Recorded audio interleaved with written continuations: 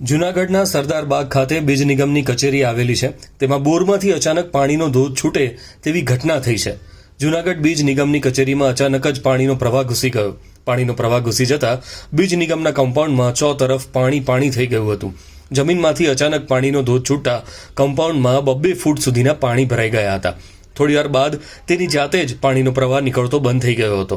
આ સમગ્ર ઘટનાના સીસીટીવી સામે આવ્યા છે અને પાણીનો ધોધ આવ્યો ક્યાંથી તે અંગે અનેક અટકળો વહેતી થઈ છે. હું અશોકભાઈ કાનજીભાઈ મહેતા સરદાર બાગ પાસે બીજ નિગમની ઓફિસમાં સિક્યુરિટી ગાર્ડ તરીકે ફરજ બજાવું છું.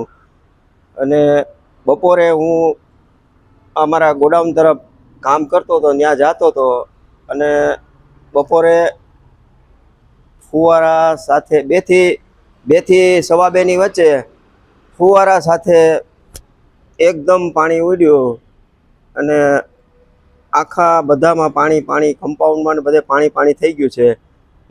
ને ગોઠણ સુધી પાણી ભરાઈ ગયું છે બધે.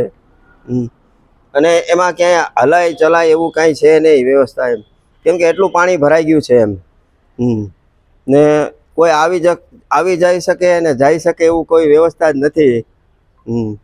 એવી રીતે ભરાઈ ગયું છે બધું પાણી. અને ફુવારા પણ બહુ ઉડતા હતા અતિશય એમ.